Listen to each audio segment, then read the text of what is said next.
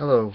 Um, I don't intend this to be a very long video, nor a very comprehensive video.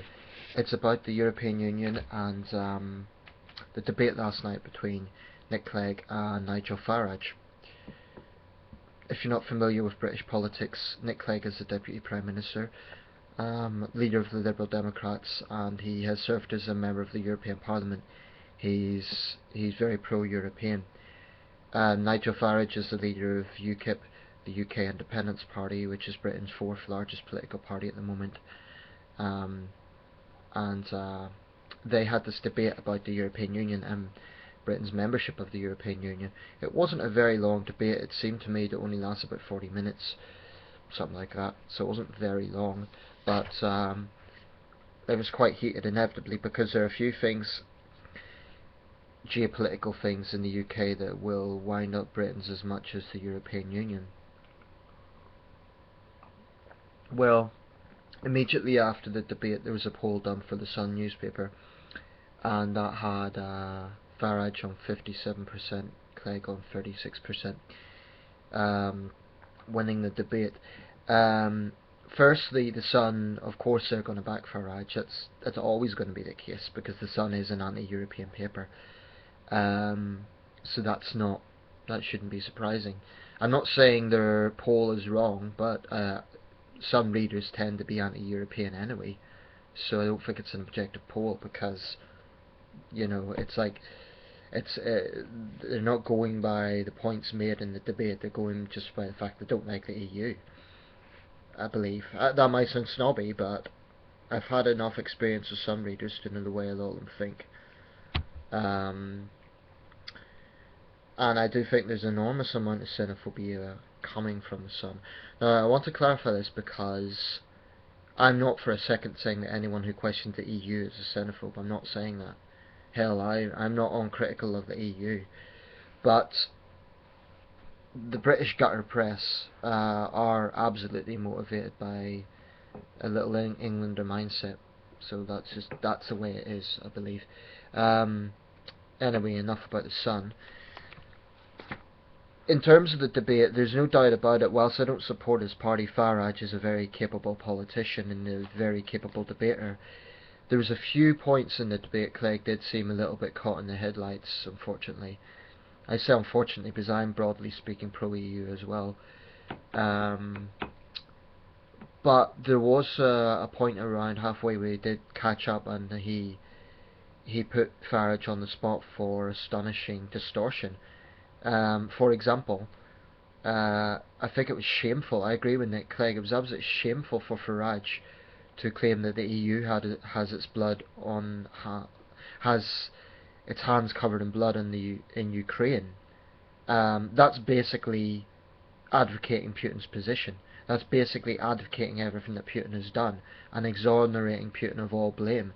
And I think it's perverse. It's also patronising to the victims of that by saying, oh, it's the EU bureaucrats that stirred them up to rise up. You know, those brave young people stood up because of something they believe in. No one forced them to do it. And for Farage to turn around and say it's the EU's fault when Yanukovych's people, who are pro-Moscow, gunned down those protesters. So I think it's shameful for Farage to distort that, and Nick Clegg has hit back with that. I hope Clegg comes out a lot stronger in the next debate. I mean, more on the attack rather than he seemed a little bit unaware, and honestly a little bit tired in the debate. The thing is, I do credit Nick Clegg with taking on the debate, and I think Labour's making a huge mistake by trying to ignore the issue. The British public do have a right to talk about it. They do have a right to hear both sides. So it's a mistake for the Labour Party to sort of shy away from this issue. Farage is the leader of Britain's fourth biggest party. He's entitled to his view, and there needs to be a debate about this issue. The problem is, so much of Farage's position is just wrong. He goes on the idea that there's too many laws dictated from Brussels, we would be much better off if we're outside this bloc. Now, I can understand some of the controversy around, for example, British laws being imposed by Brussels, well, European laws for that matter. But if you're part of an economic union, there's always going to be some price to pay. You can't get benefits from something like that without giving something back. Britain does give a lot to the EU, but what Farage and Eurosceptics don't mention is that we actually do get a lot back. We get jobs. There's thousands upon thousands of jobs connected to the European Union. We get stability of being in an economic zone, relative stability. We get free trade. You could travel anywhere in Europe without a visa. So, Farage talks about Romanian and Bulgarian workers coming here, but what he doesn't mention is that British workers are also free to travel around Europe. I can work in any European Union country without a visa. So it's not a case that we're just shouldering everyone else and we can't travel around, we can. Um, so what you get from UKIP is a lot of scaremongering. For example, he was saying you have almost 500 million people who in theory can come to Britain for work. That is the theory, but it's not going to happen. You're not going to get that many people coming to this country. There's a huge amount of distortion in UKIP's material, and some of it is outright dangerous and outright scaremongering. I'm not saying everything they say is wrong, and I am absolutely not sycophantically pro-EU. I mean, there's a lot of areas, and Nick Clegg said this, it needs to be reformed. It does need to be reformed. There's too much bureaucracy. There is far too little direct democracy, and I do see serious areas that need to be reformed. And I do think Brussels has got arrogant over the years. And, it's wrong for pro-European people to always use the logic of, oh, it's about unity, it's about the European dream, wars, etc. It is about more than that. Rather, we should be arguing about how it's simply ridiculous to think that we can survive with being isolated outside a major bloc like the EU. Farage says we'll still have friendly relations with European countries, we'll still have trade and so on, but it will be a lot harder. At the moment, it's actually less bureaucratic being inside the system than what it would be if we were outside, because then we'd have to negotiate as an outside body, and that's ridiculous. I mean, you don't have to be an economist to work out that it's not practical to be part of the world's largest economy and then voluntarily pull out and expect there not to be some serious repercussions. I believe the EU needs reformed, and I do believe that Eurosceptics completely deserve their opinion. And far too often Brussels shouts them down. I don't like that, and that's an area I would like to end. I'm not a sycophantic Europhile. I'm not, but I am a European, and this is another point I'd like to take. Those little Englanders who take this logic that because we're an island we've got no connection to Europe, it's just stupid. Look at British history. I know I've made this point before, but I think it's an important point. Look at the strands of our history. You have influence from many other parts of Europe. You have Norse influence, Latin influence from France, the Normans, Saxon influence for that matter. It's just impossible to divorce British history from European history. We are a European country. We're a European power.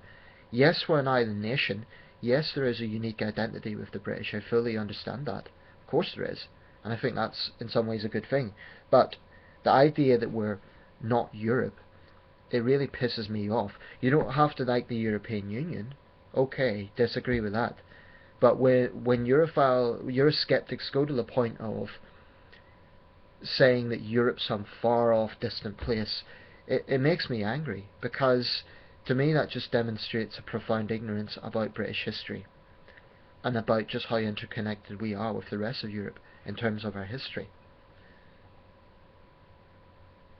Now, the gutter press regularly stirs up anti-EU sentiments, and whilst a lot of it is based on problems that do exist, and I acknowledge those problems, it's also based on distortion. They only show one side. They don't show, for example, many jobs in this country that are connected with the EU, and which, by the way, would go if we left the EU. They don't talk about millions of pounds in local government schemes that come from the EU. Um, you know, my local swimming pool in Sunderland, an Olympic-sized swimming pool, I believe that's an EU project. I can think of others. Pretty much every city has several. So if you just pretend that the EU is entirely negative, that's just plain ignorant. It does need reform, and I do believe there's too much arrogance from Brussels, but you know, that doesn't mean let's just pull out, as if that'll solve all the problems. I mean, you know, I don't like the fact that Brussels can dictate law in some areas as well. I don't like that, and there's other European leaders, apart from David Cameron, who also take issue with that. But on the other hand, the fact that we have this free travel zone in Europe means that it's a lot easier um, to police around Europe, actually.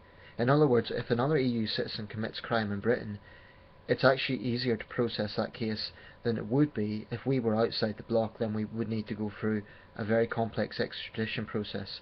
Being in the EU, in that sense, does simplify things. So there's a bit longer than expected to go on, but this is a very important issue. I I just can't see any major benefit from leaving the EU other than shallow nationalistic sort of sentiments.